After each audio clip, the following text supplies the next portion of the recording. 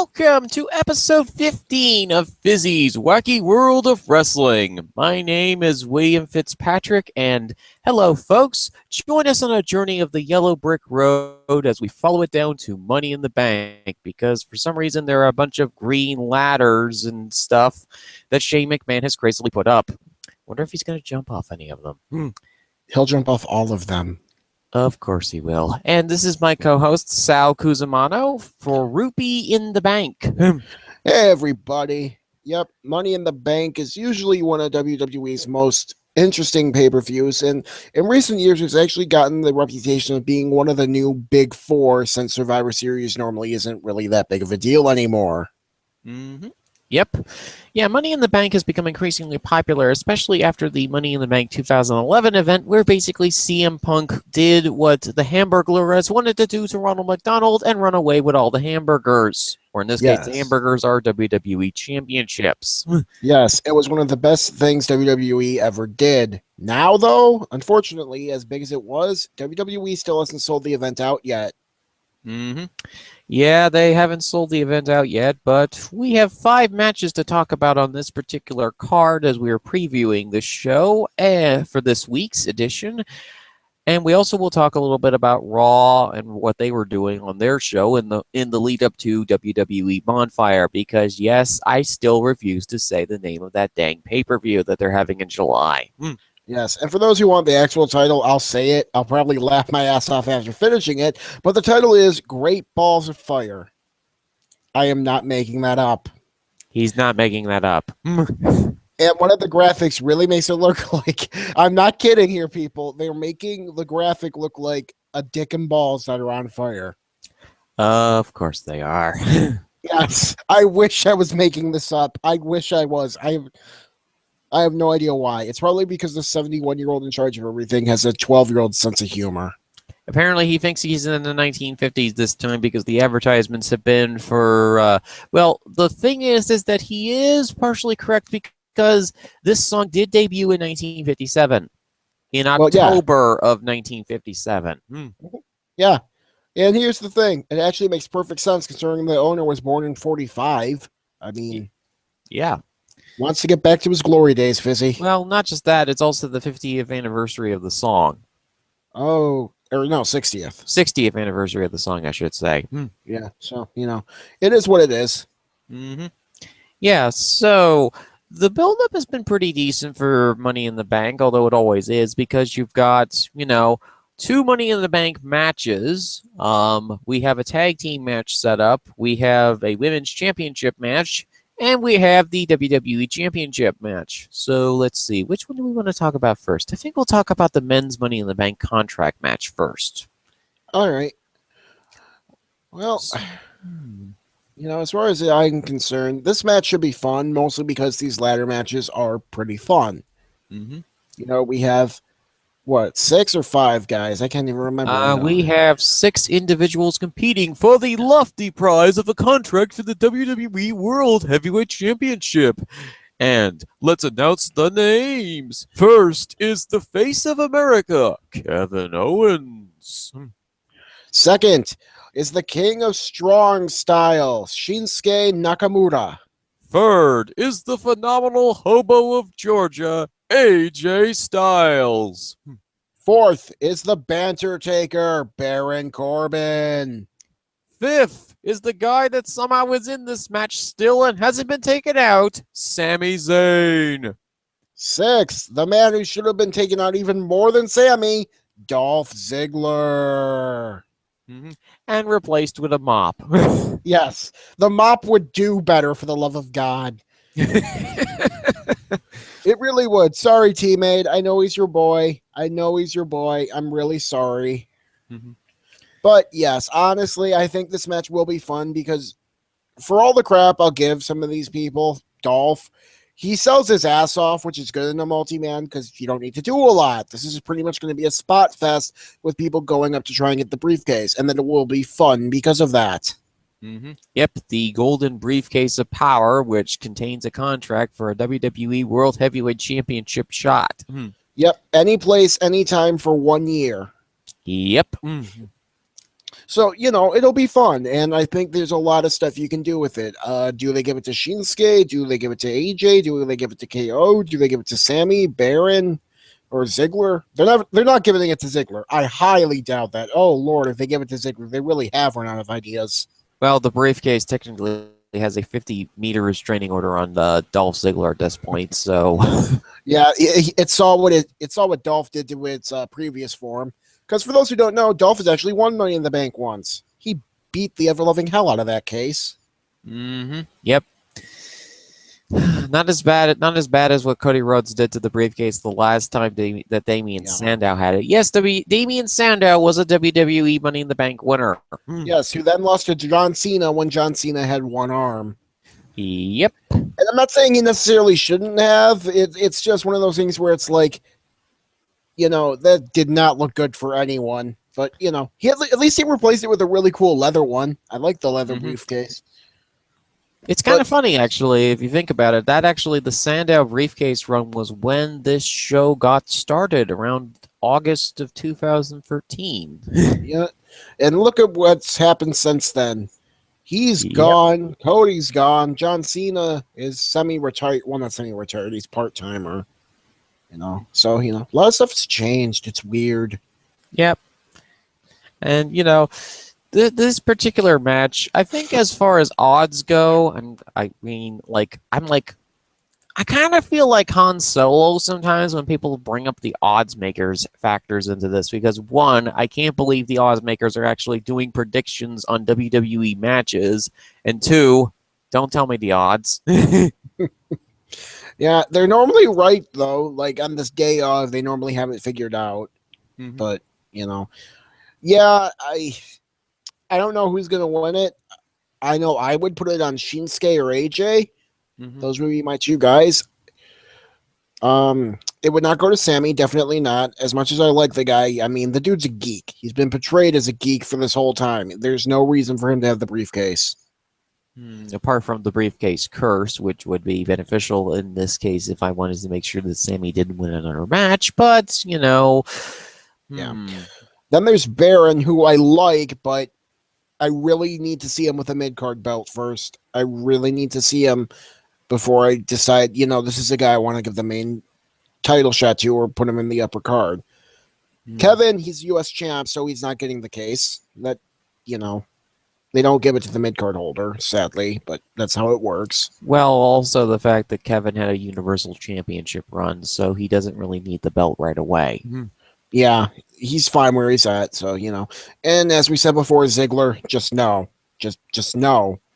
So that leaves us with Shinsuke Nakamura, who WWE is somehow trying to get less over, apparently. I mean, he's losing so much of his momentum, and I have no idea why. Some say it's his entrance, which it might be. Others say it was the match with Dolph. I don't know why. It's just, good Lord, they can't do anything right. Here's the problem, though, with Nakamura. Nakamura is an artist, and this painter has never really had to deal with the U.S. audiences before. The stuff, like I've said before in the past, what might work in a British crowd, a German crowd, a Australian crowd, or a Japanese crowd, they might not work on a U.S. crowd. Yeah, it's just he was working so well in NXT, though. That's the thing. Although I do get was Nakamura really working well in NXT? Because I can recall the snoozer of a match with Samoa Joe. The best match that he had on that show was during his run in NXT was the time he almost decapitated Sami Zayn at Dallas. Yes, and that was a great match. Yeah, I mean, he was at least getting reactions more than he is now. That's the thing. I won't say his run was great because it wasn't, but he was getting more reactions than he is now. I really, in all honesty, and this is the big thing with me, is that I don't really care about a live audience reaction because I have to watch these shows on the TV. Yeah. So in all honesty, okay, you're not cheering or booing this particular person. That's fine. I'm cheering and booing from my television set as I'm watching this pay-per-view live on the network because, as I've said many times before, I didn't used to watch these pay-per-views because they were so gosh dang expensive. Yeah, you could buy a video game and get it. if you're buying a video game for $60, most people expect at least 10 hours of gameplay out of it, at least. And I mean, I know a lot of people who expect like 20 to 30 minimum. So, you know, 60, like 40 to $60 for what, 2-3 hours? It might be really good fun, but I mean, I could go and see a movie for $10, which I still think is outrageous, but you know, at least it's not that much. Mm-hmm. You know, I think honestly, I think Nakamura's run will get better as it goes along. It's just that the audience is relatively unfamiliar with this guy who are not the hardcore smarks. And even the hardcore smarks kind of have issues with Nakamura because they think that he oftentimes phones it in. Which he does, let's be fair. He is really good when when he gets on it, he's like top 5 easy. Real easy. It's just he phones it in half the time, which is, you know, I can sort of see why he would do that. It doesn't endear me as much to him, although I do love the magical cocaine man. Because if you've never seen this guy, think of a combination of Freddie Mercury and Michael Jackson. That is Shinsuke Nakamura. Yes, Freddie. I mean, I'll go with the Freddie Mercury comparison since I despise Michael Jackson with the fury of 1,000 suns. Ah. Due to his past incidents with children. Weren't those dismissed, or did he settle out of them? He settled out of court for those. Okay. Disabled, sick children, Sal. Yeah. Yeah, I'm not gonna touch this. I still don't get why people like MJ's music as long as if you know, I mean, okay, when a guy commits a crime that heinous, yeah, I'm gonna go burn all those records to the ground. Well, a lot of people manage to separate the person from the actual music. You know, kind of like with Benoit. Like, we all remember what Benoit did, and for those who don't, he committed double murder, killed his wife and son tragically, and then killed himself. I know a lot of people are right now are like, "Oh God, why are they talking about this?" And I'm sorry, I'm going to get through this as quickly as possible. Yes, he did that. Whenever I watch a Benoit match on the network, I still get a little uneasy, but he was a very good wrestler, and you try and separate the person from their the match and what they did then from the person. It's really the only thing you can do. Like, you still condemn what they did, but you can still enjoy other things that they made, I guess. It's hard to do, I know. Trust me, but people can do it. I mean, in all honesty, if we're going to talk about the subject of Benoit, let me get my thoughts out of the way. He is easily the most boring wrestler I have ever seen work a match in my entire life. I mean, I'm sorry, folks. I know that there are people out there that like Chris Benoit, but there is nothing about this guy that is particularly interesting as far as the gimmick is concerned. His wrestling style is excessively reckless, which immediately puts him into the negative with me because I do not like an excessively aggressive ring style. Your goal in these wrestling matches is to A, not hurt your opponent for realsies, and B, don't hurt yourself. In which oftentimes Benoit would do. It's like watching a car crash in slow motion every single time he goes to the top rope and lands on his head. And honestly, folks, what Sal, you know, the circumstances behind this murder-suicide was that, you know, his brain was so fried from the concussions, from the drugs, from the alcohol, from everything involved, and as well as the fact that he also had an enlarged heart. Yep. And he lost his best friend Eddie Guerrero a couple of years previously. He was already suffering from early onset dementia by his 40s. So, you know, this was not going to end well for any of these three individuals because all of them had serious health issues. And that's something I think that is not talked about enough when it comes to this particular case. All three of them were in really rough shape. His wife and son weren't, I don't think. No. His wife had replacement spinal surgery and had been dealing with alcoholism. Yeah, and his son had an enlarged heart and was, I believe, from the reports, his birth was not the easiest. So. Yeah. Well, you know, we're just going to move swiftly past all this because, good Lord, this is digging up 10-year-old wounds that really not a lot of wrestling fans want to talk about. Of course they don't. But, the serious subjects do need to be covered every once in a while. And our friends over at Two Guys One Sport did cover the Benoit situation a couple weeks back on one of their shows. If you want to go check that out, it's a very, very interesting conversation from those two individuals. Yeah. But like continuing on, that does bring out the idea of the flashy guy who is really popular in Japan. Like, for instance, once I've been bringing up a Benoit comparison, is that, he was extremely popular in Japan. And Shinsuke Nakamura, homegrown guy, is also extremely popular in Japan. And he is a guy, like we said, he goes at 80%. And I feel as though that in this particular case, I enjoy the fact he goes at 80%, but I also realize that he needs to do more character work in interacting with the audience. Yeah. I think, giving him like the custom entrances they did in NXT would help. I think cutting down on the stupid pyro would help. I think, again, letting him interact a little more. I mean, I know it's hard since he does speak pretty good English, especially for someone who was a non-native speaker. But, that's still kind of hard.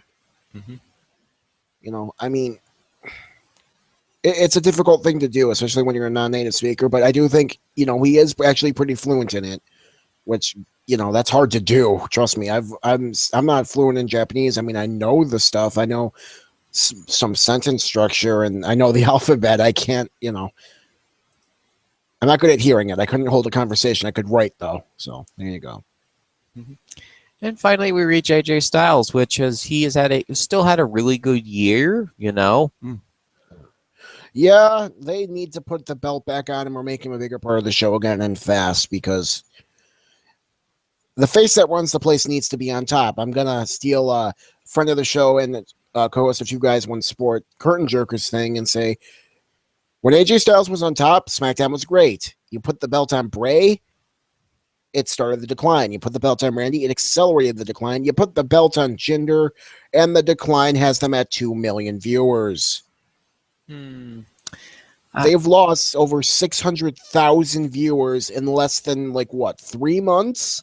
Well, yes, it's because of a couple of different things, but we'll get into that. So continue. But it starts at the top, Fizzy. It always starts at the top and it works its way down. It doesn't help that they lost Miz, who was a great, upper mid carder for them. That's another huge issue. And, that's one thing. It doesn't help that AJ is not the main focus of the show anymore. It doesn't help that Jinder's the champ. I mean, I get why they're doing it. It's still not helping anything. It doesn't help that Randy Orton's boring. I mean, there's a lot of issues here. The one good thing they have going for them is this tag team division, which ironically was the one bad thing about the show going into Mania season. Yeah, because we have the tag team guy actually writing about the tag team division. Yeah. I have no idea what's going to happen, but something needs to change. I mean, I get wanting to wait it out, but they've lost about, 2/9 of their audience in 3 months? That's a huge decline, man. That's almost a third of their audience. Sure, but at the same time, there is a natural decline over the years of the live television audience, not just of SmackDown, but of every other television program on there, as people are switching their services to streaming. They're switching their services to non-cable satellite entities like Roku and whatnot. Yeah, but USA is still in most homes in America. And even counting that, the decline has accelerated even faster than everything else.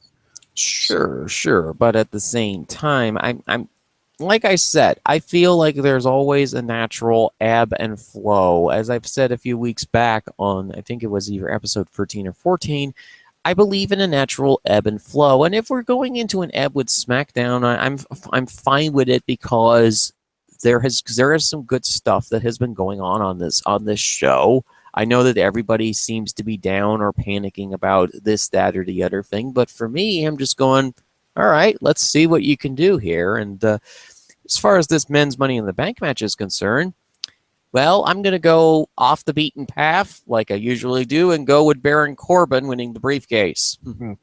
My money's on AJ or Shinsuke. I'm not sure which one yet. I'm leaning slightly towards Shinsuke because I think they want to make him the big deal, but I could see him going either way. Shinsuke is second on the list at this point because there's either two ways that this match can go. Either Baron Corbin gets the briefcase and starts an angle with Nakamura, which would be phenomenal for him because it would get him back on track, or we could go with Nakamura and have him carry the briefcase and literally decapitate everybody on that roster with his kicks. Yeah. So I have to ask, when do you think they have Baron cash in if he wins? Have him cash in a few months. Okay. I think if Shinsuke wins, I'm hoping they have Jinder win and Shinsuke decapitates Jinder the same night because they need to end this now. If you say so, but I'm actually kind of happy with this whole Jinder run so far. Oh, Lord, this Jinder run has been bad. It's been bad. We'll get into that a little bit later on the show, but let's talk next about the aforementioned tag team match. First, we have the Usos, who have been here since day one-ish, and the New Day, who have recently come to SmackDown after being traded in the Superstar Shakeup to SmackDown. Yep. Well, this is an interesting match. What are your thoughts on it? Well, I honestly really like this. The Usos and the New Day, they both work really well together. They both have been doing some very good character work. For those of you who didn't see it, go check out the Usos promo from 2 weeks ago on SmackDown when they completely eviscerated the New Day. I talked about it last week, but it was great. It ain't paranoia, it's the Usos. My God, these two are amazing. Seriously, the Usos as these two guys who, they're not on cocaine. They act like stereotypically on cocaine people. Well, not even then. I don't think they try to do it. They just kind of have this passion that's like, you look at them and they're like, are they on cocaine? I think they're on cocaine. And they're great. They go after people. It's just great. They go after people's knees because, sorry, you have knees. That sucks for you. And then you have the New Day, who are these three guys who are all upbeat, positive, happy, but they can kick your ass. They're fun. They're pretty much like the WWE version of Deadpool, now that I think about it. Fun, upbeat, happy, and full of pop culture references. No wonder why I dread them. Yeah, and no wonder why a lot of people love them, including me, because Deadpool is awesome. Yes, these are the WWE version of Deadpool. So you have them going up against these two guys who want to hurt you. It's going to be fun. It's one of the few things I'm enjoying. And the SmackDown Tag Division is actually really deep right now. You got the Usos, the New Day, the Fashion Police, the Colognes, and returning, one of the few things I did see from SmackDown, if we can just talk about this really quick, is the Hype Bros. Yes, Things and Stuff will be absolutely happy. And also, there was a team that mysteriously assaulted the Fashion Police in a backstage segment. Yep. It was probably the Colognes. Don't you dare insinuate it was the Hype Bros. How dare you? That was not the team I was thinking of, because there's a sixth team we seem to be forgetting about talking about. The Ascension? Nope, actually 7. Oh, the American Alpha. Yep. Yeah, those two haven't been seen in months, and I'm kind of sad because they're good, but they did not click for whatever reason. And it's sad, but People are not going to cheer for clean face Olympians. When are people going to learn the point that Olympians only get cheered in either their hometowns or cities that have a huge amount of Olympic presence in them, like Atlanta or Los Angeles, or those areas that really, really value Olympic style wrestling. You know, Kurt Angle gets cheers now. He's Kurt Angle, though. He actually has some form of charisma, regardless of whatever, God, I may dislike the dude, but he is over to a degree of and I still try to figure out exactly why that is. Because I'm like, it's Kurt Angle.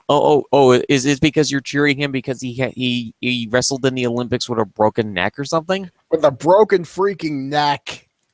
Yes, and this basically just casts a questionable light on Olympic officials and doctors, because why do you have this man with a broken neck compete in the Olympics? because Kurt Angle could not be denied. He wouldn't let them tell him no because he's Kurt freaking Angle, and he won a gold medal with a broken freaking neck. I'm not making that up either. He actually won an Olympic gold medal with a broken neck. That's how badass this guy is. I have heard some people suggest they ship American Alpha off to Raw to act as like Angle's tag team enforcers. I'd be fine with that.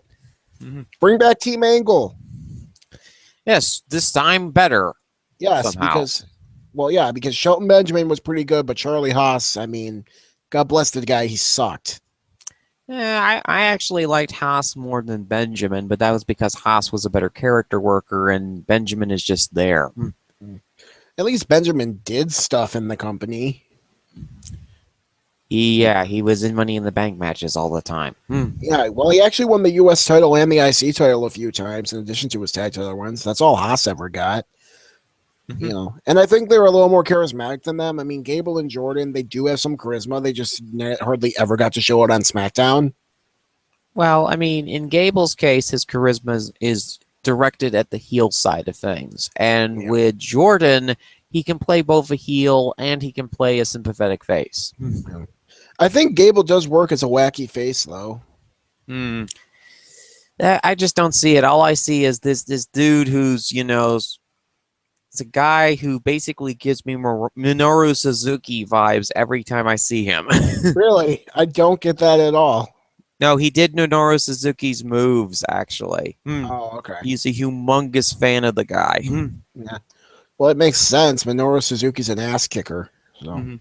For those who don't know who Minoru Suzuki is, this guy is one of the founders of Pancrase, which is an MMA shoot fighting organization in Japan.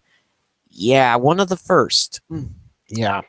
And to say that this guy is legit is an understatement. He is one of the best MMA fighters in the mid-90s to the early 2000s. Great at shoot fighting, and then he decided to transition over to professional wrestling, where he basically turned his character up to 180. Up, you know, all the rumors and stories about what Minoru Suzuki was like, he basically became the embodiment of that. Yes. So when you see this spiky-haired, scary-looking guy who kicks the attendants in the face whenever he does his ring entrance. Yeah. Yep. Also, he had an amazing match with AJ Styles in the G1. Well, of course he did, because those two are both good, and they'll have amazing matches together. I mean, like I said, here you see the New Day Usos. Yeah, I mean, I agree with you on that. I mean, I'm more of a fan of Suzuki. As I mentioned before, I'm not the biggest Styles fan, but the wrestler's good. Person, I'm kind of iffy on, but that's just me. Anyway, we have the Usos, New Day, which, okay, the Usos have just reinvented themselves as characters so well. They've gone from the tribal, dancing, happy guys to guys who will literally break your legs. Yep. Sucks you got knees, boys. And it also is a relief that the Revival is not on SmackDown because they would be screaming gimmick infringement. Yeah. I actually kind of want to, like I said before, I want to see those two fight each other, like in a Highlander style battle. You know, there can only be one, and they fight for who gets the right to the gimmick. And then we have the New Day, which are, for my money, are the scariest tag team in WWE, at least for me. They are good. I remember that old promo that they did when they started on their heel run? They start clapping. When they stop clapping, they start snapping. Yeah.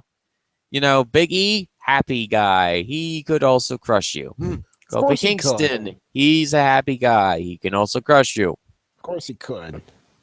Xavier Woods, he's a happy guy. He could crush you with video games.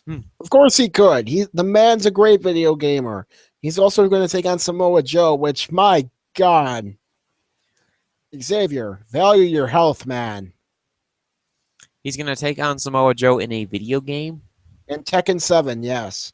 Oh, dear Lord. Oh, yeah, I heard about those Tekken 7 contests that WWE is promoting with them.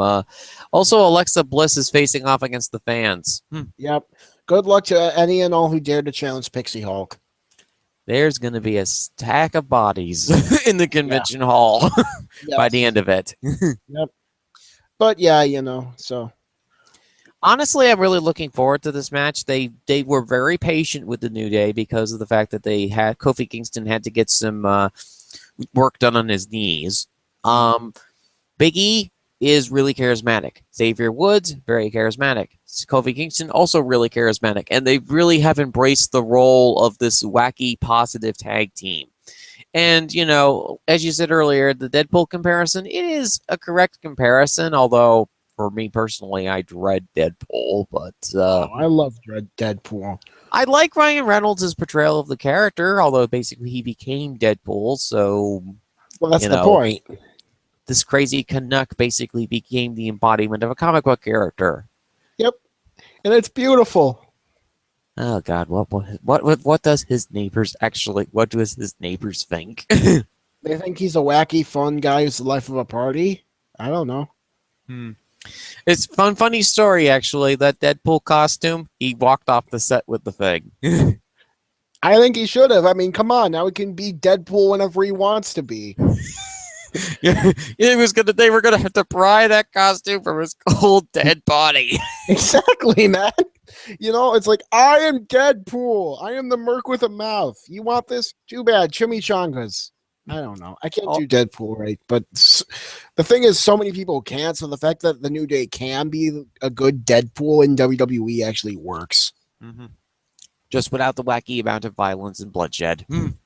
Well, I mean, I'd still say the wacky amount of violence is there in their matches, just without the bloodshed. Mm-hmm. Yeah, Big E hasn't snapped yet and crushed the Usos like coconuts. No. But yeah, I think they've been good. I think this match will be good. Yeah, and the Usos are like, I love the promos that they're doing. Like you said, it's not paranoia, it's the Usos. And they basically rule this tag team yard with an iron fist. Yep. Welcome to the Usos Penitentiary. Mm-hmm. They are the jail wardens, people. Beware of them. Mm-hmm. Tune in for pizza night on Fridays. Yes, exactly. Yeah, but no, they're great. Then after this, we have the Women's Money in the Bank Championship match. We have Becky Lynch, Charlotte Flair, Natalya, Tamina, Things' fave, and Carmella. With James Ellsworth. Yep, with her boy toy man, whoever he is, James Ellsworth. Jimmy Dream! Gotta love Jimmy Dream. Yep. So, what are your thoughts on this match?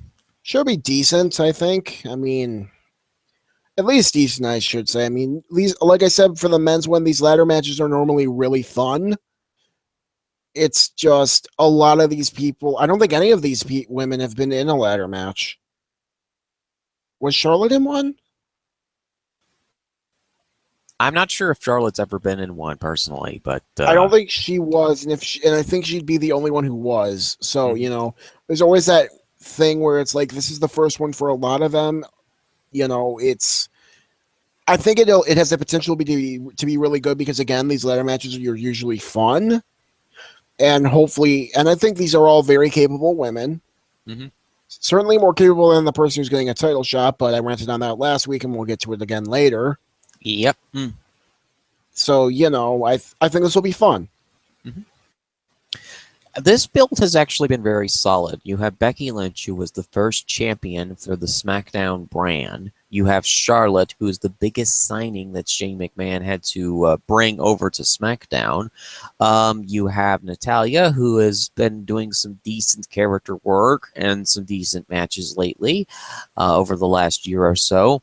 Tamina is always awesome for things, and I'm not going to criticize Tamina, guys. Sorry, I know that you want me to, but I really just can't with this. I don't care for her much, but I think she's awesome. At her age, she's doing really good wrestling. When I say really good, I mean really good for somebody who is her age. Yeah. And then we have Carmella, who is I really like Carmella. I really like the gimmick. I really like that Jimmy Dream is now acting as a person who is the hate sink to end all hate sinks. Yeah. He's pretty much the new Enzo for her. Mm-hmm. Except better. Well, yeah, he's a better person than Enzo. It's not, well, I mean, in character, I should say. I don't think the actual person who plays Enzo is a bad guy because, I mean, good lord, it ain't your fault Dewey Foley's running your shit. Mm-hmm. Yep. But, by the way, I know I hate to bring this up, but I loved you guys on Cage Side Speaks this past week. Don't cane kids. Yeah. God bless Eddie Mack. That was something that just like came out of the blue, out of nowhere, and just like, okay, well, like, and that's the thing with Speaks is what we did is Eddie Mack apologized for it. I said something about it. I said 2 different times, hey, no, we don't endorse the caning of children, Yes, don't cane kids. It became a hashtag on Twitter. It is the greatest thing ever. I mean, seriously, don't cane kids. Mm-hmm. Even child Dewey. As much as adult Dewey sucks, we can cane adult Dewey. Don't cane child Dewey. Well, what I was suggesting was actually more along the lines of using him as a pinata for candy and socks for the children, but yes, just don't cane kids, people. It's not a good look at all. Mm-hmm. It's also very, very illegal. Yep. But yes, but that was then, and it was a great show. And if you guys haven't seen it, go check it out. It was hilarious, utterly hilarious. All of the guys on there are good people. So, it even has one of the co-hosts, Crazy Chris from Two Guys One Sports. So check it out. Yeah. And by the way, folks, we are going to be doing a Money in the Bank Speak show on the June 24th and 25th. Just wanted to let you all know about that. We'll have a couple of new guests on for this particular edition of the show. And it also will coincide with I believe, the 2-year anniversary of Cage Side Speaks. Ooh. Well, there we go. Anniversary show and all. That's more incentive to check it out. Yep. Yeah. So let's see here. We have, the women's Money in the Bank match. Yeah. So as far as characters go, I really like that they repaired up Lynch with Flair again. Becky, who says puns, and Charlotte, who looks like an angry grandma who's yelling at the children to get off her dang lawn. Yeah. I mean, yeah, I know. I think the character work has been decent. I wish, again, we got a couple more segments with the women instead of putting them all back together all at once again, Mm-hmm. But, I think I'd rather take some decent character work over one segment than bad character work over many. Mm-hmm. So. I think they've done a decent job of intertwining the various different stories. Charlotte Flair is the #1 draft pick that the welcoming committee is trying to stop. Yep. Because of, she's Flair. Yeah. Charlotte, for her part, has transitioned away from being a heel and into a face, which I think is a good character for her. I know that people despise Charlotte's face run the last time she did it, but she has grown as a character over the last few years. And because she had that heel run, she now can do a face run. Yeah. This face run for her this time, I feel like it isn't great. Don't get me wrong. It's not terrible by any means. It's a lot better than last time. I can at least buy her as a face. And I think that's mostly because she's acting as a friend to Becky. And Becky is, I mean, as much as we've said she doesn't have a character, which, I think they're trying to get her one, and she's still very likable, She's really likable. She's still my favorite woman on the roster. Mm-hmm. Out of either shows, I'll be completely honest. I mean, I just, when I complain about Becky not having a character, I want all the people who like Becky to understand it doesn't come from a place of me hating Bayley. It comes from a place of me wanting WWE to give her more. And I don't mean in terms of titles. I mean, just give her more of a character, please. Mm-hmm. You said Bayley for a second there. Not Bayley, I meant Becky. I'm sorry. I think it's because Bexley for Life, who's a friend of the show, has that, and I like combine and mix up the names a little bit. So, Mm-hmm. Anyway, though, but yeah, I think this match will be fun. Hopefully, I think, considering the talent level a lot of them have, I think they can pull it off. Mm-hmm. I still think I'm going to temper my expectations a bit because, it is a lot of these people's first ladder matches, if not all of them. And, I don't want to be unfair and be demanding like, oh, wait, you guys only managed to do what, a 3-star ladder match? Boo, get all this trash out here. It's like, one, I'd never would do that because that'd just be a dick thing to do. Mm-hmm. And two, it's their first time. Let's give them a little bit of the benefit of the doubt, I know people were complaining about the fact of where are all the good workers? This, that, and the other thing, and just started screaming and whining about this, that, and the other thing. And I'm going, you know, I think for a first time match, this is a good lineup. And you Yeah. can always improve with the second one if they're going to make this a recurring thing, and I think they are. Yeah, I think Charlotte and Becky are both really good workers. I think Natalia is at least decent. I mean, I think she can do some stuff. Tamina, I know you and things like her. I don't really care for her. And Carmella, you just need a body and be able to bump in these matches. That's really all you need to do. It's going to be a spot fest. I mean, Mhm. just let Becky and Charlotte structure out the match and it'll be fine. Mhm. Yeah, and like to continue on with Charlotte, I think that I like that she's transitioning. The Flair gimmick is still there, but it's just there as a base. Mhm. She's now becoming more of her own character, which is something that I have wanted for her. And like, it's really weird. Like, I I have the disposition to not like her because Flair. Yeah. I don't like her dad at all. I think he's probably one of the weakest ring workers I've ever seen in the 80s. And I know that people really like his matches. I know that people scream and holler and say that his matches are good. His matches are some of the most boring matches I've ever had to encounter that aren't named Benoit. Really? Yes, I know. Fizzy is becoming a person of, who is not being well liked by the 80s or 90s fans today because I don't like Benoit matches, I don't like Flair matches, and I find most of the Attitude Era guys kind of boring.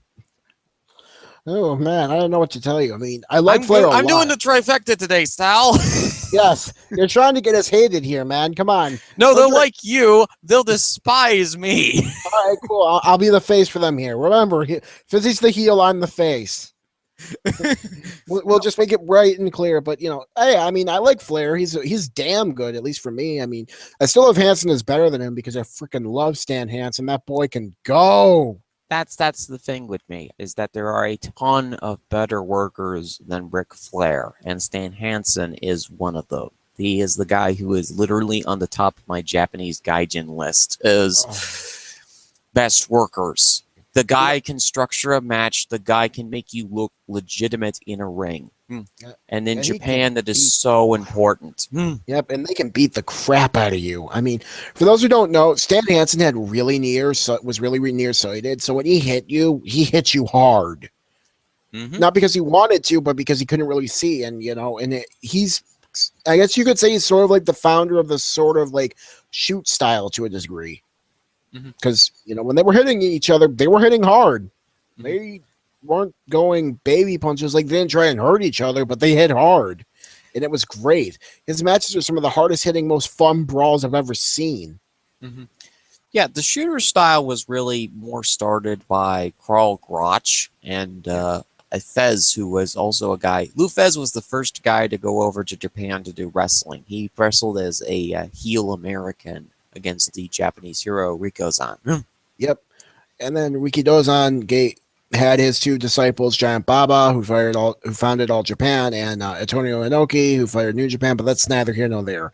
Although I think we really should have an episode on an All Japan retrospective one of these days for the 90s. Just watch a whole bunch of the Google Drive, because All Japan has a bunch of matches on a Google Drive. For those of you who want to check it out, it's really awesome. So, but that's neither here nor there. And back to Money in the Bank. So yeah, this women's Money in the Bank match I think will be at least decent. I've got decent expectations for it. The men's Money in the Bank match, same situation. The tag match, same situation.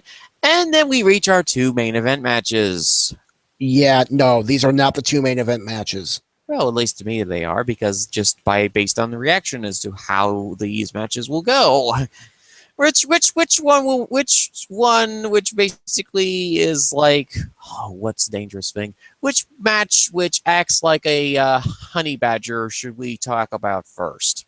Oh, well, let's just get Lana out of the way, because I'm going to keep this short and sweet. To get my feelings on Lana, go watch last week's episode. That is literally all I can tell you to do. I'm still mad about it. I still have a lot of hatred for it. I have nothing new to add. Mhm. It's a bad idea for all of the reasons I mentioned last week. Mhm. Go watch that episode. There's like a 10-minute rant on there on why I complain about this, why I think it's bad, why I think it's stupid. Yep, and last week's episode is on the playlist and also on the main page of the YouTube account, which is Out of the Frying Pan and Into the Fire for those who want to watch after this show.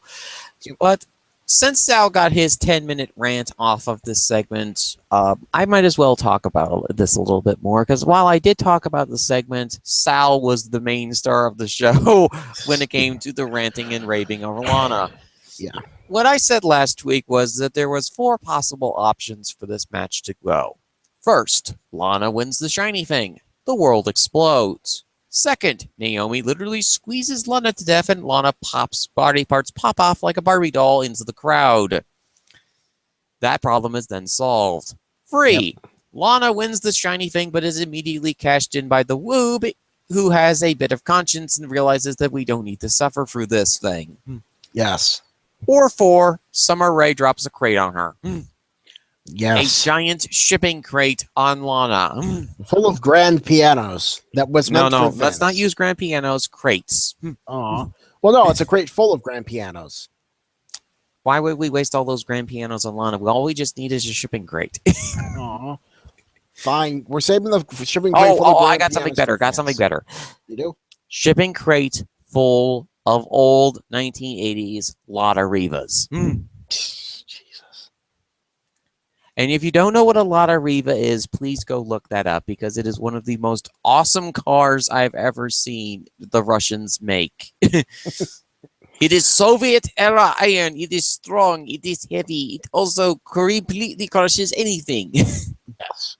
So, Yes. for the context of this particular feud, because Sal explained it very well last week, but I might as well get my takes on this one. So, Lana returned, immediately tried to demand to be in the Women's Money in the Bank ladder match. All 6 participants literally shouted no at the top of their lungs to stop that from happening. Yep. Then she tried to sexually attract Shane McMahon, who, as Sal mentioned before last week, is married. And that didn't work because A, Shane is married, and B, Shane is money sexual. Yes. And C, he is her boss. That is illegal and, just wrong. Sure, but once again, this is the wrestling world. After all, these kind of affairs happen all the time in storylines, folks. Seriously, where the hell is Ashley from HR? Ashley from HR, currently on vacation or dealing with whatever cases are coming up on the Raw side of the roster. Yeah. She's trying to investigate the mystery of what's going on between Enzo and Cass and all the mysterious assaults and whatnot, which we'll get to later on the show. To continue, so basically what happened is Lana interfered in a tag match where Naomi lost. Naomi demanded that she face against Lana, and she'd even brought the title up on the line, even when Shane said that might not necessarily be the best idea. She did not care. She wants to squeeze Lana to literal death. Yes, because as Dark Helmet said in Spaceballs, now you see evil will always win because good is dumb. I don't necessarily think good is dumb in this particular case, because Naomi has really nothing to fear. Lana is not somebody who is, let's put it mildly, not that talented of a ring worker. So even in the kayfabe sense, Lana trying to face against Naomi will end as well as a let me think here. What example can I think of that would... It will end as well as a person driving a truck without a steering wheel. Oh, Jesus. Yeah, hopefully. Yeah. This is one of those things, though, where I think you're right. Naomi really shouldn't have any reason to fear her. But if she loses, she looks like the biggest dork and idiot ever. Or at the very best, she looks like she was arrogant as all hell. It's not a good look. Well, most baby faces are arrogant as heck. They truly believe that they are the best of the best, that the championship belt says that they are the best wrestler. The belt has this tendency to kind of corrupt these individuals who are good-hearted individuals who believe in the spirit of professional wrestling. Sting used to go on these promo rants all the time about the spirit and the honor of professional wrestling, basically like honor-bound warriors. Yeah, even though that's a bunch of bullcrap and that was stupid Russo writing. Trust me Sure, on but this. I'm not sure Russo wrote those segments. I think Sting himself might have actually taken the script book from him because those honor promos were often set in WCW. So it wasn't just Russo. Yeah, The honor and the integrity of professional wrestling, that we're a real sport and blah, blah, blah, all of these insecurity issues that all of these people who are in the writer's room that have about MMA. Guys, be happy that you're not MMA. You won't have to deal with all the 50,000 legal issues that MMA is going to have to deal with in about 10, 20 years. Yeah. Well, WWE's already dealing with some of those now. Yes, the concussion issues, which obviously are something that that will be processed through the legal system over the next couple of years here. And yeah. Well, just not mention that because we're not a law firm. We're not a law firm. I'm sorry, we're not Fizzy and Sal's legal defense, but But yeah, we'll let the lawyers literally rip each other to shreds and sort those legal issues out. And although ironically, the avatar of this character is a lawyer. Wow. Oh my lord, it so looks like a lawyer too. Yeah, a lawyer from the Ace Attorney series of games. Yes. Yes. Objection. Good lord, I love that game series so much. But Naomi is awesome, but also extremely overconfident. The thing is with Naomi is that this is actually part of her character. She likes the spotlight. It's the reason that she actually turned heel a few years back. She got that taste of Hollywood. She couldn't get enough of it. She wanted the spotlight. This is actually the Miz's fault that Naomi turned heel. Well, that's because the Miz is an all-good man who shows people how to become the best they are. I will not have you blaming Naomi's actions on Miz. Even though that the last feud that she did before she turned heel was the Miz Jey Uso versus Miz Jey Uso feud. Yes. She chose poorly. She chose her damn husband. Well, what does he have? A few tag title reigns? He's not the A-lister. He's not the IC champ. You chose poorly, Naomi. Yes. Yep. And then Miz had to go crawl back home to his wife because he failed yet again. Because WWE always insists on making Miz a mid-card joke when he should be your top freaking heel. Unbelievable. Although I will say Samoa Joe's been killing it in this role, in all fairness. We'll get to that in a little bit, though. Yeah. And honestly, if I'm the Miz, I don't want to cross Samoa Joe at this point. No, you don't. Yeah. Amazing how making a guy look like a fucking ass kicker will get people behind him. So, our last match before we cover stuff on Raw is the greatest champion of all champions, the mighty Maharaja, modern day Maharaja, I should say, Jinder Mahal. Yeah. Couple things. First, why is he called the modern day Maharaja? Because basically they want to make it modern. Yes. The thing is, Maharaja or Raja, that's an old term. That's like a traditional ancient Indian term that means king or prince of a small kingdoms that used to be all around, India. Then the British co-opted the term when they were ruling it. Like, this is an old term that goes back millennium. Why are they trying to make it modern? It just seems like such an oxymoron. But that's neither here nor there. After that, here are my feelings on this match. Last time, the match exceeded expectations of being absolutely terrible and was just bad. Maybe this time they'll exceed them again and go from bad to mediocre. That is my highest hope for this match. Mediocre. It will be boring. I am anticipating this. The last match was boring. This match will be boring. None of these two are good. Like, Randy is a good technical wrestler, but he's completely soulless. He's even more Seth Rollins than Seth Rollins. Seth Rollins just spat out his coffee with that comment. Yes. Seth, I'm sorry. You aren't even the most soulless wrestler on in this company. That's Randy. You really have nothing. Jinder sucks. He tries so hard, but he cannot put a decent match together. He's an average at best speaker. I mean, he's not very good, and it shows. Ever since this Jinder Randy feud started, we've lost 600,000 viewers. They are hemorrhaging viewers. They always do in the summer, though. But this is even worse, man. Even like back around this time, even though they were taped and on USA, they still had 200,000 more viewers around this time. That's how bad it is. When you're a live show, you better be doing better than you when you were taped. Mm-hmm. You know, I mean, this would be like if we went, like we were taping up until 2 weeks ago. This would be like if we decided to start going live and we lost almost a third of our viewers. Mm-hmm. That would be tell us, you know what, we should probably go back to being taped because we were doing better then. Mm-hmm. Something's wrong here. Yep. They're phoning it in big time. Of course they are. Yeah. And that's the thing.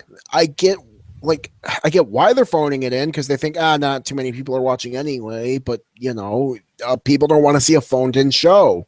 I didn't want to see this show last week. From all accounts, from what people have told me, it was really boring. I'm glad I missed most of it and decided to go deeper into Garo, which is a really good show, actually. So, Whereas I honestly think the opposite. Whereas, like, I go, well, this is actually something interesting to watch that nobody else is really watching, so I'll go dive into it. Yeah. For me, wrestling in the summer season for me is the time when I really start to watch a lot of wrestling, because I don't really watch a lot of wrestling during the Mania season, because I know, okay, this is exactly where we're going to be going for WrestleMania. Okay, so when the after WrestleMania goes, I really get interested into wrestling, because then it means new possibilities, new angles, and hey, new champions. And this is hitting all of the boxes that I enjoy about professional wrestling. A champion that is completely out of left field, to the betterment or not of whoever thinks of that. A challenger who is as boring as heck and now has a fear of dives to add on to his perpetual fears of mimes and garbage cans. Yep. He's so gotten to. Yeah, it happens. It happens when you've been in the industry as long as you have, like Randy, and wasn't exactly the most stable person to begin with. And I mean, he has mellowed out slightly, but he's still an Orton. Yeah. Still a third generation wrestler. Most of them kids, and I don't want to paint them all with the same brush, but most of them are kind of screwy. Yeah, there are some good ones, Yeah. There are some good ones, but yes, most of them, Randy, I think, is kind of like one of the worst of them, though, because he has this, I feel like he sort of has this sense of entitlement to him. No, I don't think Randy's the worst. I think it's Cody. No, okay, yeah, no, I'll grant you that. Cody is far, far worse. I mean, yeah, Randy does have a sense of entitlement. That's all Cody has. Mm-hmm. Cody is even more Randy Orton than Randy Orton. Sorry, Randy, you don't even have that. And heck, Cody was even in the same stable as Randy Orton was, Legacy. Yes. Oh God, I remember that well too. But yes. So by powers of transitive property, Cody Rhodes is even more Seth Rollins than Seth Rollins is. And again, Seth Rollins is spitting out his coffee and wondering what exactly is going on. Yep. Sorry, Seth. I can't even hate you the most anymore. Randy is more soulless than you, and Cody just plain sucks. Although, in all honesty, I think Seth might be possessed by a demon at this point, because as we'll get into Raw, he's kind of stuck in a little zone. A zone called Sal, this is not for you. So, anyway, I am honestly looking forward to this WWE Championship match. I know most people are absolutely dreading this match, but I liked what I saw in the first match. Yes, I am one of the few people who actively liked the main event of WWE Backlash. I will admit, most the only person who liked that show. Yeah. From what I heard, most people thought that match was actually decent, or at the very least, it was a lot better than they were expecting. Mm-hmm. But like I said before, it was because of the fact that I liked the fact that it's sold to two different countries. It's sold to the India market and it's sold to the U.S. market. So, in all honesty, I think it really worked out. And I think for the Indian audience, they're going to be in for a really nice match. I hope they enjoy it because, geez, I really, really hope they enjoy it, because this is not doing anything for me. And I hope they're like, I want them to enjoy this. I want everyone to enjoy wrestling. I don't want it just to be for me or for them. So, I don't know what's going to happen. Mm-hmm. But let's talk about Raw now. Mm-hmm. So, Samoa Joe and Brock Lesnar had a Godzilla-style smash-up, which almost destroyed half the roster. Yes, and Samoa Joe took out half the roster and Brock Lesnar with a freaking kick. Mm-hmm. It was awesome.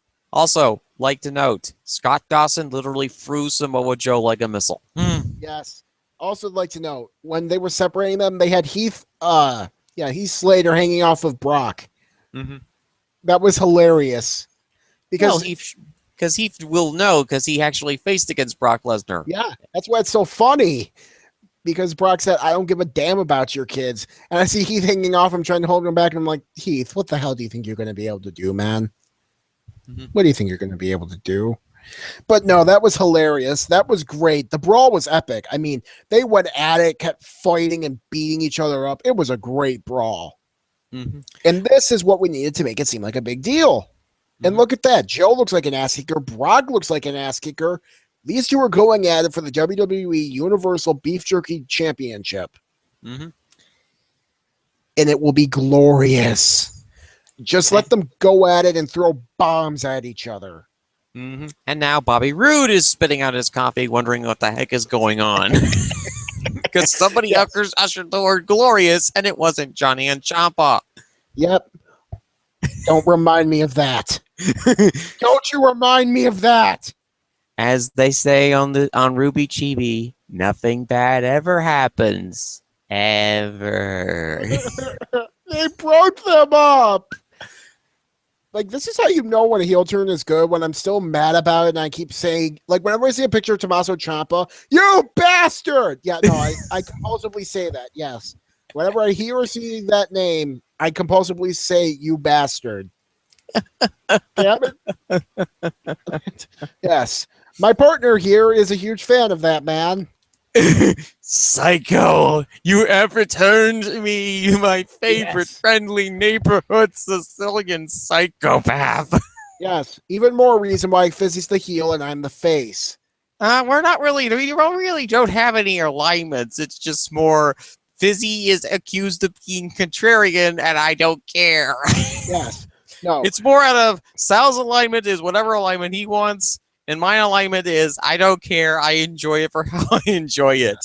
Yes. Although I think after this episode, with all the heat you're getting from the Ric Flair fans, the 90s fans, and the Chris Benoit fans, those who are out there. Yeah, there aren't too many of them, man. There are people who still somewhat enjoy his matches, but I don't think anyone really claimed to be a fan of the man anymore. Mm-hmm. And then, and now you're with him, the Great Betrayer. That's what I'm going to call him from now on, the Great Betrayer. That's a great name for him. Yes, you're friends. You'll be fine with T-Made because he still likes him for God knows what, and Tanya because they still like him for God knows what reason. How could you? But could have been worse. No, it couldn't have. The only way it could have been worse is if they died. But yes, that was a great brawl. They went at it, threw bombs. It'll be a fun match. Mm-hmm. And I'm looking forward to it. Mm-hmm. The Betrayer versus Johnny? Well, that, yes, but Brock Samoa. Oh, yeah, Brock Samoa Joe. Samoa Joe has reminded everyone that he is a killer. He literally is one of the most dangerous people that ever, he has this massive presence about him that he is going to literally shatter your bones. Yes. As Sami Zayn found out to his horror. As Seth Rollins found out to his horror. As Vinnie McBroke has repeatedly found out to his horror. As the Walrus Paul Heyman found out to his never-ending horror. Mm-hmm. Yep. Pretty sure that every single animal agency out there is giving a call to WWE and complaining about this. Oh yeah, well PETA will complain. But the context of this is that Samoa Joe killed a seal last episode of Raw, and Brock Lesnar being extremely angry, and Paul Heyman building up his mana to summon Brock Lesnar. Yes. Yes, he built him up. He summoned the beast, and it was great. No, I mean, as in actually builds up actual mana. Yeah, no, I know he did. He did. Yes, he summoned him in a mighty circle and summoned Brock Lesnar, who had just got done chilling Chifulu for the 798th time. Yes. Yes. Brock Lesnar, Cthulhu Slayer. I kind of want a comic of it or like a movie of that now. And Brock wants vengeance on Joe. Yes, because this will be a great match. You have Brock Lesnar, the beast, the man who is a dominant force of nature, going up against Samoa Joe, a man who is quite possibly an equally dominant force of nature. Mm-hmm. Whatever happens, it's going to be really, really fun, and it's probably going to involve the ring getting destroyed. Oh, they need to destroy the ring for this, man. They need to go the full 9 yards and bust the ring. So, okay. So after this, which is going to be awesome, we have that mysterious Roman Reigns announcement that's going to happen next week. I can't be asked to care about this. If it leads to an interpromotional match at SummerSlam between Cena and Roman, I think that would be fine. Yeah. You know, I just like Roman Reigns in general. He is just so beloved by everybody. Yes. Beloved by everybody. Sure, why not? He's at least getting a reaction. I'll give him that much. But I hated his attitude on Twitter this past week. I loved his attitude on Twitter this past week. No, I hate it when people act gotten to on Twitter. Absolutely. This wasn't gotten to, Sal. This was. Yes, it was. Yes, it was. When you're tweeting dumbass mark to people, yeah. Look, are those people kind of idiots for tweeting shit at you? Yes. You're a public person.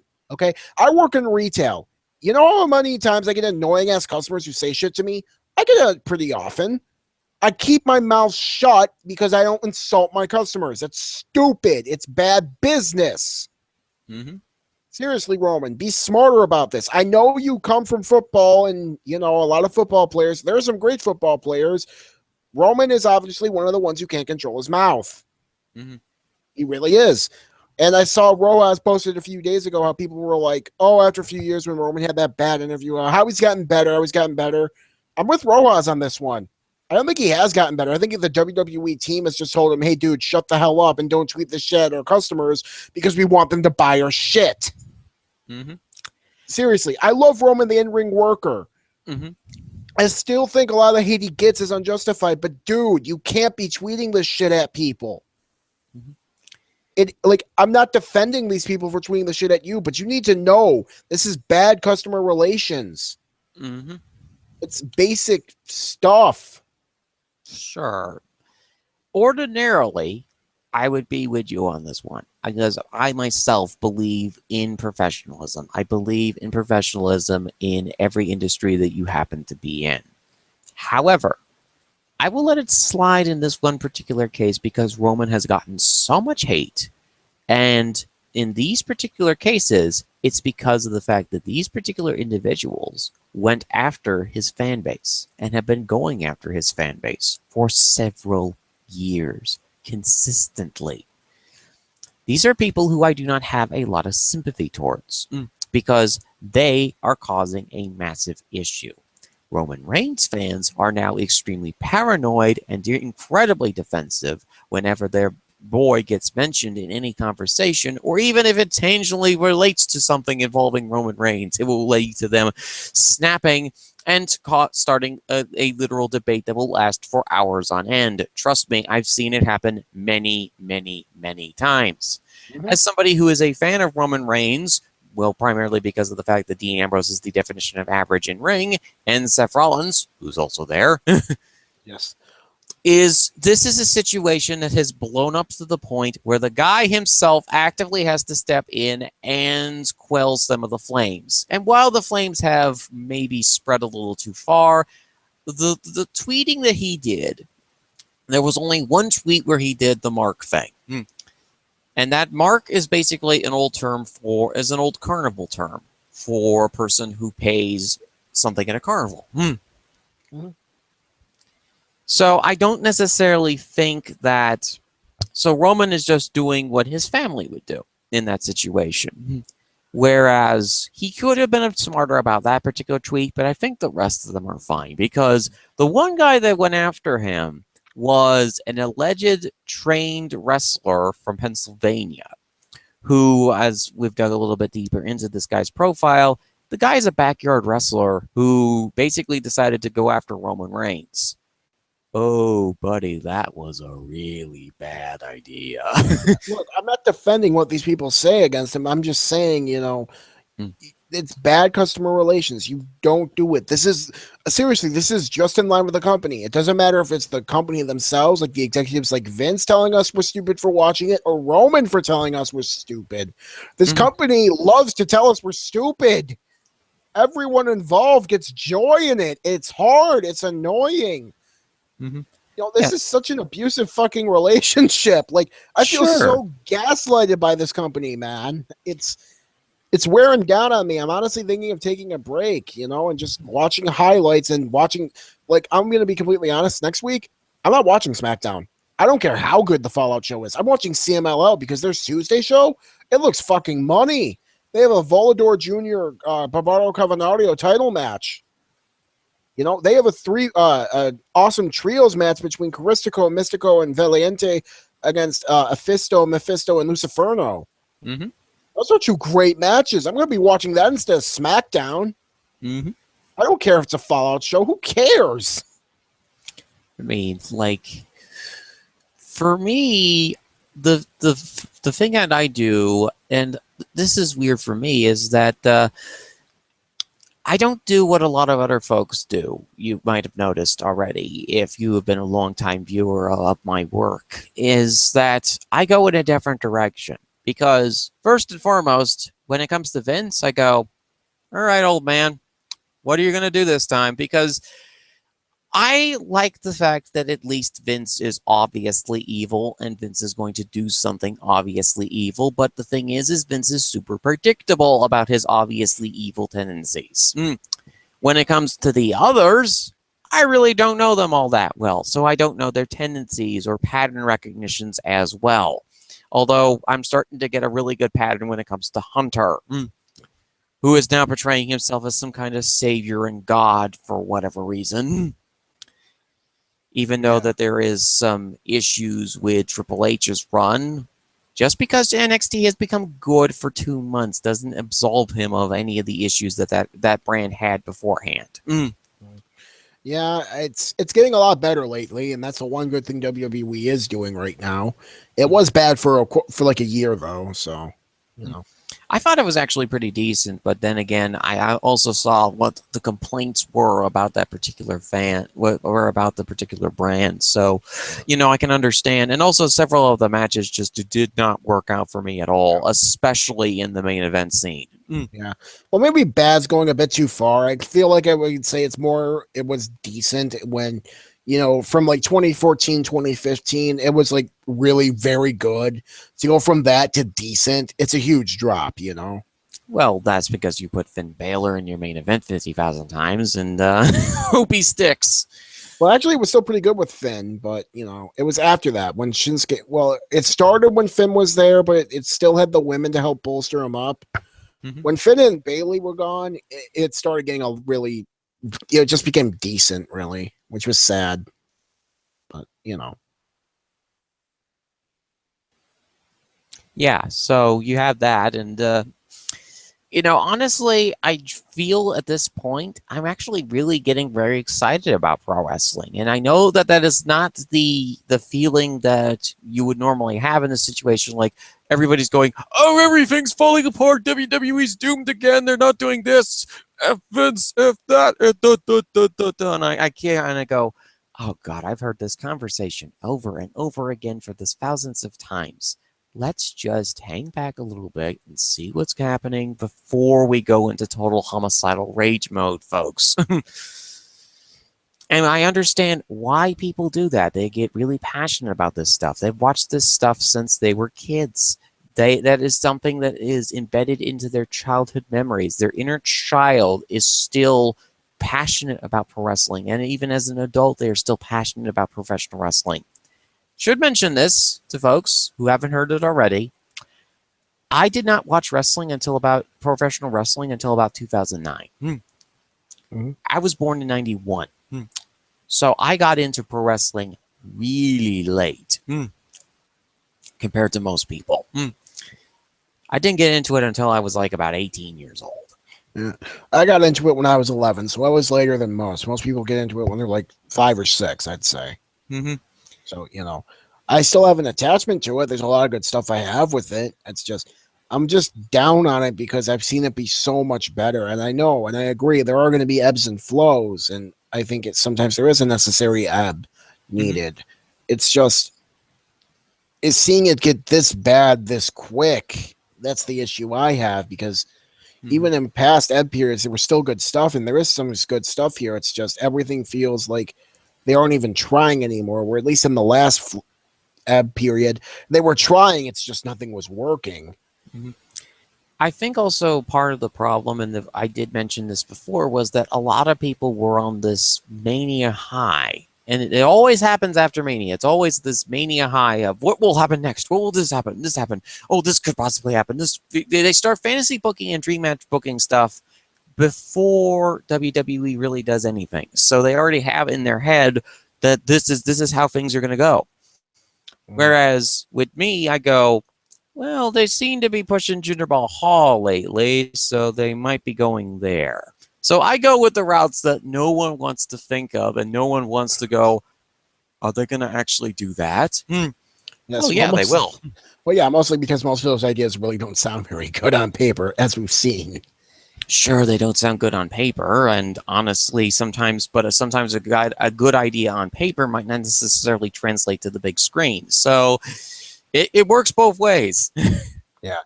Jinder has not worked, though. I'm still going with it. I don't think it's worked, man. It has not worked. But back to Raw, and there was some good stuff on this, the Samoa Joe stuff, and this next stuff. Apollo Crews and Titus O'Neil have recruited Akira Tozawa to the Titus brand. Team Dragon Bros is officially a thing. Akira Tozawa is still confused about the fact that he's even here. Yes, but he's getting a tag title shot again. Well, no, it's looking like he's going to be the next cruiserweight number one contender. So, hopefully they'll put the belt on him because I do think, and one of the main complaints, and I honestly think this makes a lot of sense, Vidance came up with this, and it was that the cruiserweight division is so unconnected from the rest of the show. Things and Stuff agrees with this. It's so unconnected from the rest of the show that, it's hard to care about because, they're all by themselves. They don't do anything. With Titus interacting with Tozawa and Kalisto and Apollo, heck, you can even count Sasha interacting with the Cruiserweight division. Yeah, having this happen, it's getting them more connected to Raw. Why not put the belts on Tozawa, who's sort of like both on Raw a lot in stuff that's not just Cruiserweight stuff, and is in Cruiserweight stuff. It'll help better integrate them into the show, I feel, and give them more of a chance. Because I watched Tozawa's match against TJP. I love you, Tozawa. You did everything you could to get the crowd to care.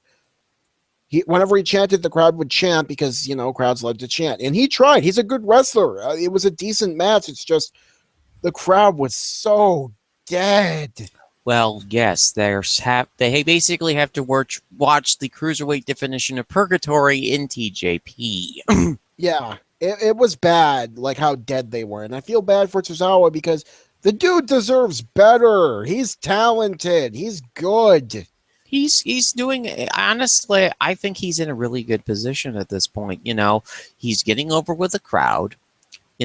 Again, the key word is patience. Nobody has any patience for the Cruiserweight division, even after a year. And I think that I often go with the 5-year goal as far as where I want to be in a certain number of years. And I think the Cruiserweight division is on track to getting really, really good in years 2, 3, and 4. Does that make any sense? I know what the theory is. I am not seeing it. They are still really dead. I need to see people caring about them more before I'm willing to commit to it because they try, God bless them, they aren't getting any reactions. Another Cruiserweight stuff that took place, which was stupid, was Noam versus Cedric. The match itself was like 3 seconds, and Cedric just absolutely insta-murder death killed Noam, which was good. That was fine.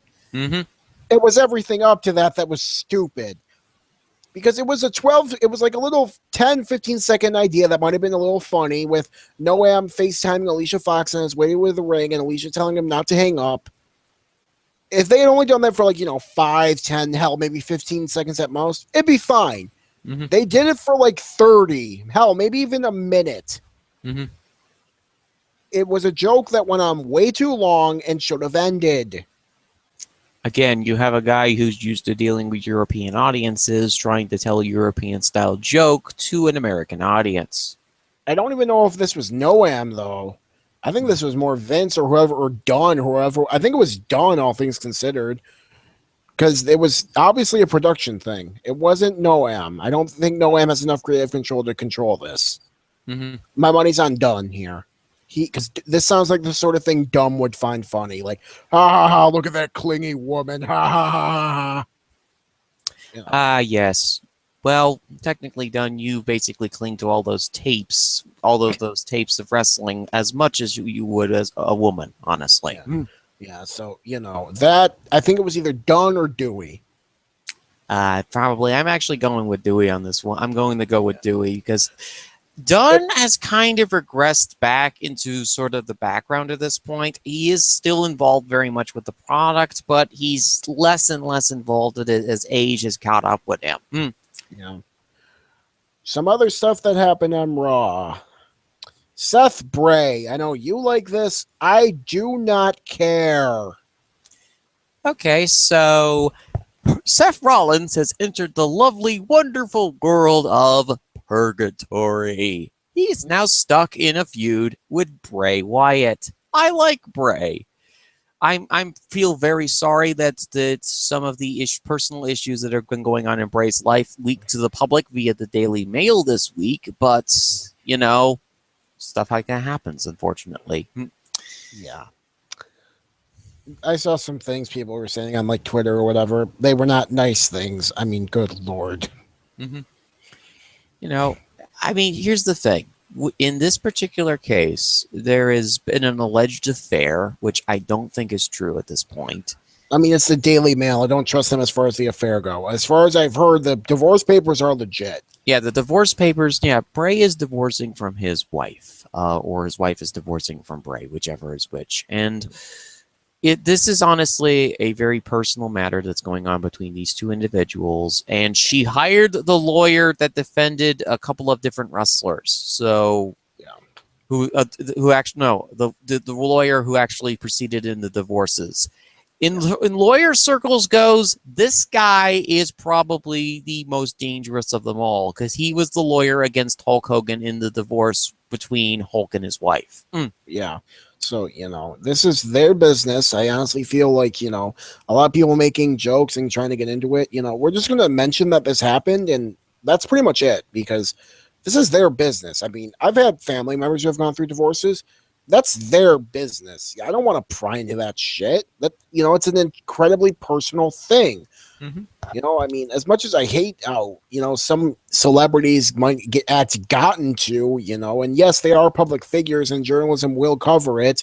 It's one thing to cover that person X is getting a divorce from person Y, and one or both of them is famous. Fine. They're a public figure. I've studied journalism. I was going to be a journalist before I decided to become a teacher, That's something you do. It's novel. It's notable. They're notable people. So this is a newsworthy thing. Just report it and move on. And to all the people saying all this crap about him, leave them alone, please.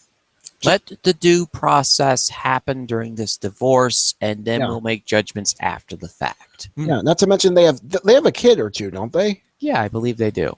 Yeah, I mean, seriously? Think of their kids.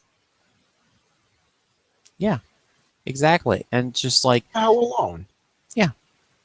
At this point, this is going to happen. This is going to go through it. Although I do find it interesting that WWE has now put two individuals who have both had relationship issues in a feud with one another. Yeah. Although, I don't think Bray's case is not nearly as bad at this point as Seth Rollins has been. No, that was bad. Yeah. Disaster, public media relations. We talked about that earlier. Public media relations disaster. Seth is far worse than Roman is. Yes. And somewhere Roman is spitting out his coffee. Or smart tears, as he likes to call them. His smark, his giant jug of smark tears. He is spitting them out while he's cashing in his massive paycheck. Yes. Seth, you finally got your own thing, buddy. Good on ya. Yep, you're finally better at something than Roman Reigns. Unfortunately, it's something that you really shouldn't be better at. Public relations PR disasters. Yes. Yes. So, yeah, that was terrible. But yeah, they're stuck in purgatory. And so any other segments from Raw besides the obvious one? Okay. Let's mention this. Yeah, you'll mention this. I'll talk a little bit more about it. Now, on Raw this past week, we had Bayley. Now, I've talked about this with a few of people before. I'm not going to outright bury it yet, mostly because I needed a break from last week. Even though I did go on a little bit of a burying spree a little bit ago, but that was a mini burial, just a little getting stuff off my chest, complaining. Nowhere near as bad as the burial of Lana. Mm-hmm. Bayley was involved in a segment in a sit-down interview it was a decent interview. I feel the hug at the end didn't do anything to help it. And then there was something bad about that at the end, too. While hugging Corey Graves, who was an announcer, she whispered, I rubbed your back. And this has led to rumors, like, I just rubbed your back, which honestly makes no sense for her to say in character at all. It's really weird. But this has been leading to rumors that this might be leading up to a romance angle with Bayley. Here's the thing. I'm going to give it a week. If next week it seems like they're continuing on this, I will bury it then. I will outright bury it then, because for now, it seems like it could have just been like a one-off thing that wasn't meant to be caught on camera or something. I'm going to wait. I need the break this week. If it's still there next week, you can bet every dollar you have I will bury it, because it is stupid. And it would be the one way they could kill Bayley deader than she already is. Or this could finally lead to some well-needed character development for Bayley. No, it won't, Fizzy. It won't lead to anything good. Romance angles in WWE are hardly ever good, and I don't trust the writing team on Raw with a romance angle. Of course, I don't trust them with a romance angle, but what I'm thinking of is long-term. I think that this will finally lead to Bayley getting some character development in the form of a heel turn. And I know that that will be very disappointing to our audience who want her to be a face for life. But when I look at Bayley, as I said last week, she's been a baby face for 4 years now. It's time to freshen up the gimmick. It's time to make some changes to the character. And I know that people are saying, well, this should have worked in the main roster. This should have worked. This should have worked. This should have made us tons of money. There are always going to be variables in whatever happens, whatever person you want to push. Now we're seeing it with Nakamura and Bayley. And I know that there will be some people who disagree with that. But in this particular case, people are not going to be rooting at this point for those so-called superstar jocks. What they want, and because this is the culture right now, they want working class heroes. You want to know why Pete Dunne is so over in America? Because, as Nigel McGuinness mentioned on TakeOver Chicago, he is a working class hero. This is a guy who is going to get cheers, even though he's a heel. Same thing for Tyler Bate. He's a working class hero from Dudley. Those kind of gimmicks, along with Kevin Owens' gimmick, and I still don't get why they haven't turned him face yet, are the gimmicks that will work in the long term. The working class heroes. The athletic sport jocks, the happy to be here types, those people, they don't like those people. They think that they're egocentric, arrogant, and have a lot of cash, which will make them not like them because they are in a position of where they're stuck in poverty or close to poverty. They don't want to root for these people because these people have it made. They have a secure financial situation. They have money. They have cars. They might even have women or wives. It's a situation where they do not want to cheer for these types of individuals, and they would rather type for somebody who looks like that they just walked out of a factory, looks like that they just did a 9 to 5 job, that looks like that they haven't been handed anything. Mhm. That's who they want to cheer for because of how the economy has gone in this country. And I think WWE kind of sees that, but at the same time, they aren't seeing it. They think that, oh, this rule of cool stuff will get people over. We're already beginning to see diminishing returns of that in New Japan with the Hacky Sack Bullet Club. Okay? With one of the most cringe-worthy pressers I've ever seen in my life. The Bullet Club, the Bullet Club won't fail. Yeah, Enron said that. You want to know what happened? They He failed. Yeah. Okay, when I start getting Enron vibes from your presser, Kenny, it's not a good look.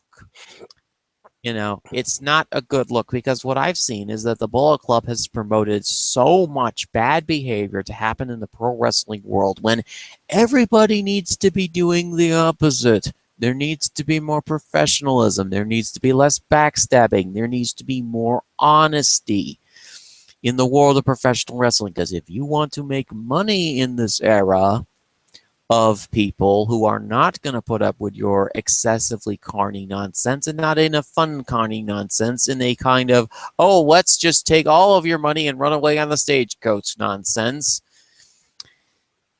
that's the thing that needs to happen. And I like Bayley. I think her character was working really well on the collegiate level.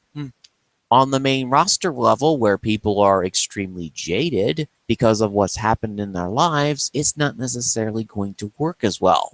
Unless you tap into their inner child, this gimmick isn't going to work. And Bayley is somebody who desperately needs a character change because she, I think, is getting bored of doing the same character every night for 4 years now. Let her be a heel. Let her do something villainous. When she finally turns heel, I really do hope that they very quickly mute her microphone because she will finally be able to swear. I don't think turning her heel is the necessary thing, though. You can change your character up without making her heel. I just think you need to give her more of a little bit of a mean streak. Like, have her, tap into being a little more aggressive, a little more vicious. You don't need to go full heel with it. Just, stop having her be the huggy, happy-go-lucky person. Like, still have her be a good person. Just, stop having everything being about hugs. And, like, she's acted like a 5-year-old the whole time she's on the Raw roster. See, I think she's acted more like a hippie to me, but I don't see the 5-year-old part. Remember, she showed up with a backpack. So everybody shows up with backpacks at these places, or bags, or fanny packs, okay? And it still looks ridiculous. On her first day of Raw, that's how they had her show up, on camera. They made her look like she was a kid on her first day to school. Like, that isn't a good look. They trying to make her relatable without realizing, not everyone acts like this. They're having her act like an idiot, like she doesn't want to attack Alexa with a cane. I mean, Alexa had beaten the crap out of her, had abused her, and I agree with Chris and Curtin, like how they said, they had done so much to her. She had done so much to her. Why is she hesitating? Yes, there's being a good person, but then there's being too good of a person and being dense. Well, like I said, she didn't want to fall to the dark side of the wrestling force. If she had done that to Alexa, she would have been as bad as Alexa had become. Because, as I've said in the past, the reason that Alexa became how she is now is because of Bayley. Bayley was the one who ignored this problem that Alexa was brewing between her and Carmella, and she decided that she was going to support Carmella. Boy, as I've said before, past 2 weeks ago, that really didn't work out.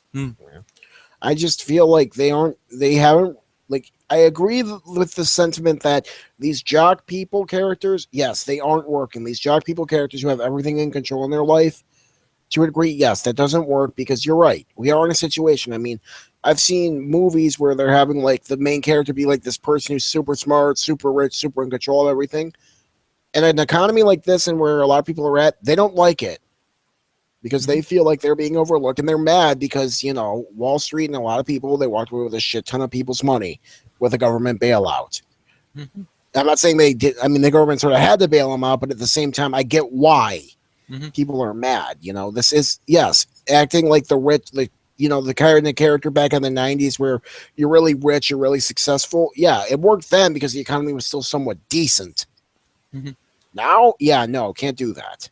People are mad, people are angry. Yeah, they want a lower class guy, and I think that is why a guy like Tyler Bate, yeah, part of that, yeah, I think that's why a guy like Dean Ambrose gets a lot of cheers because he dresses like a guy on the streets. And that's the one thing.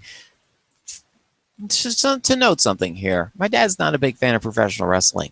You want to know the one wrestler he likes? Dean. He likes Dean Ambrose. Yeah. I still don't get it. I'm like, oh God, why? But all right. Yeah. You like Dean Ambrose. Yeah, he looks like a guy on the streets who's a street fighter, he looks like someone you would actually know. Mm-hmm. And I think that's a good, endearing thing to him. I mean, I really don't care for Dean's in-ring work, and I think they make him wacky too many times, but I can see why he works for people. He looks like a guy you meet off the streets, blue-collar guy. I mean, he was raised, single-parent household and stuff, so... Yeah, he was raised in Cincinnati, okay? Yeah, in the Rust Belt, Hell, I'm from the Rust Belt. Things aren't terrible here. They aren't great, I am also from the Rust Belt, or the very edge of it, at least. Yeah. So, I see why people like that. Yes, the people are like that. That's why we have very different opinions than most folks, because we live in the Rust Belt. We have a different view of things, And I know that people will agree or disagree with that, and that's completely fine. Yeah. I agree that, the jockey character, the one who has everything in control, no, it doesn't work. You need to make sure your baby faces don't look like idiots. But there has to be some sort of a balance here. You can't have it where your character's in control 100% of the time. That's boring.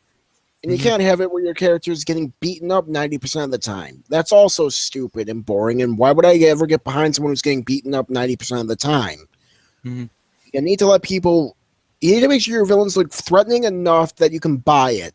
Like Samoa Joe and Brock Lesnar, these two are two forces of nature. They're both going at each other equally. No one's really getting the upper hand. So you're like, is Samoa Joe really is this destructive force of nature? Could he really match up with Brock? I think he could. It's interesting, Yeah. Then you have someone like Bailey who got beaten up every week by Alexa and then gets beaten in 5 minutes. And it's like, oh, well, that happened. Yeah, why did I ever think she could win? Oh, well, I'm glad I didn't think she could win. And then you have a guy like Roman who always wins the big one. And this is more of a meta thing, I know, but yes, he does lose some matches, but I never really feel like anything's a threat to him. And I know that's coming more from the meta sense, but still, it's there, and WWE is banking on the meta sense, so I'm going to treat it as a completely valid reason. Although lately, I think that they're starting to steer away from that a little bit with his feud with Braun Strowman. Yeah, a little bit. I hope Braun comes back soon. I need my big mountain man. I need him back. Not that Raw's been terrible, and honestly, Raw's been better than SmackDown lately. Go figure. Then isn't that a depressing thought? It's not really a depressing thought that Raw is the flagship brand and SmackDown is the secondary brand, but I understand that people want to make these evil and equal, and just like, okay, and like, what happened with these two brands over the last 2 years? I'm like, people got into the whole this brand is better than that brand thing again, and I was like, I want to watch both. Can I watch both, please? Sure you can. Well, that's because SmackDown had some of the best wrestling in years, I'd say, in the fall of 2016. In all honesty, I like them both, though. That's the key point. Raw was doing nothing for me then. SmackDown was doing everything for me. Mm-hmm. And that's why people were wanting, we're banking on SmackDown as the face brand because, for a lot of us it was. Raw wasn't working, SmackDown was. SmackDown is the face. Okay. like just like that logic. When that logic passes through me, I go, all right, we're actually making an actual brand a Yes. face. Well, no, I'm just saying comparatively, like you don't like Raw, so it's a heel. You don't like heels, but you like your faces, so you like SmackDown. Therefore, SmackDown's a face. Mm-hmm. Okay, that makes sense for you, for you at least. Yeah, but yeah, so Raw was decent this week. Didn't watch much of SmackDown. Was watching Garo, which is a good show, as I mentioned before. That's one of them Super Sentai shows, right? Yeah, by the same studio we did Super Sentai. It is not like Super Sentai at all, though. Mm-hmm. I mean, it sort of is. The best way I can put it is it's PG-13, possibly R-rated Sentai. I'd say. I don't know. I'd go the full R, but there's like swearing. They actually use like real guns. Mm-hmm. There's partial nudity, and people die in it, as opposed to Super Sentai where no one ever dies. There's no gore as such, but some of these deaths are horrific. Okay, so basically, well, actually, people do die for Sentai, but they usually die late in the series. Yeah, no, people die every single week in this. Ah, okay. Multiple people. So basically, they just basically went anime with the concept of this show, which, for those who don't know what Super Sentai is, it's basically Power Rangers and all of those other types, like Masked Rider. Yeah, Kamen Rider, and yeah, Super Sentai is actually the Japanese thing, which Power Rangers is based off of. Yep. They actually take some of the footage and then dub it, and then put their own actors in and like dub over the actual fight scenes. Mm-hmm. Yep. Yeah, but no, Garo's is actually good, and ironically, they actually made an anime series of Garo. Mm-hmm. Which is also good. Well, the original first series was good. The sequel series to that, no one liked. The sequel series sucked. Mm-hmm. But now we're talking anime and Garo, which, if we ever do that spin-off podcast, which I think we should, we need to make that a part of it. Yes, folks, we have an idea for a little spin-off show that might be airing over a few months or so. But we'll get to that when we get to that. But this has been episode 15 of Fizzy's Wacky World of Wrestling, Rupee in the Bank. We thank you once again for tuning in on this live edition of the podcast. So, Sal, what are your final thoughts? Money in the Bank, I think I'm looking forward to 3 of the matches, the 2 Money in the Bank matches and the tag title match. I'm hoping the WWE title match will at least be mediocre to decent. If it does that, I'll give this show a huge thumbs up. If not, they'll get their thumbs in the middle. And the women's match, screw Lana. Okay, Money in the Bank for me looks like a decent card. I have low expectations for it, but I think it will do as well as is advertised. I actually am looking forward to the 2 main event matches just to see what the heck is actually going to happen in both of those particular matches. The Money in the Bank matches themselves, I think that they'll be decent. Mm-hmm. And then, of course, there's the tag match, which I think will also be decent, but we'll see where that goes from there. Money in the Bank will be decent. Bonfire will also looks like a decent show with Joe versus Brock basically being a giant kaiju battle. Yep. And we'll see where everything else lines up from there. Yep. But this has been episode 15 of Wacky World of Wrestling. Thank you so much for tuning in, folks. We hope to see you again next time for the Fallout show to Money in the Bank, which I haven't thought of a title of yet, but depending on how things go on the actual show, that's when the title will be. Yep.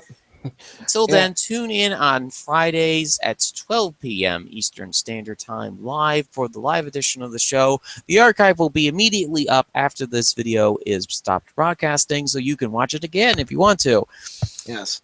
For those of you who are on the Twitter, I am at Fizzpatrick14.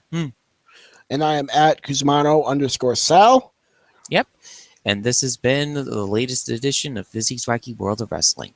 Have a good day or night, folks, and we'll see you next Friday for the latest edition of Wacky World of Wrestling. Bye, folks. See ya, people.